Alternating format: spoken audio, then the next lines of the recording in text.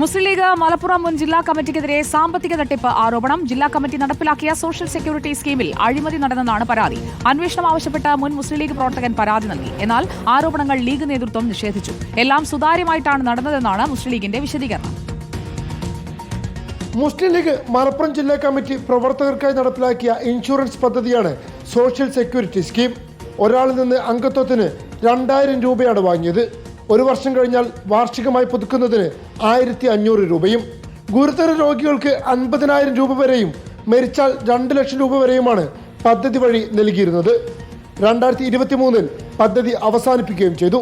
എന്നാൽ പ്രവർത്തകരിൽ നിന്ന് കോടികൾ പിരിച്ച് പദ്ധതി അവസാനിപ്പിച്ചതിന് പിന്നിൽ തട്ടിപ്പുണ്ടെന്നാണ് ആരോപണം. മുൻ ലീഗ് പ്രവർത്തകനായ മലപ്പുറം മുത്തേടം സ്വദേശി ഷറഫ് അലിയാണ് DGPക്കും മലപ്പുറം ജില്ലാ പോലീസ് മേധാവിക്കും പരാതി നൽകിയത്.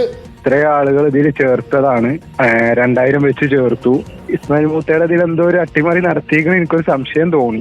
എന്നാൽ സമാഹരിച്ച പണത്തേക്കാൾ കൂടുതൽ തുക അംഗങ്ങൾക്ക് വേണ്ടി വിതരണം ചെയ്തു എന്നാണ് മുസ്ലിം ലീഗിന്റെ വിശദീകരണം.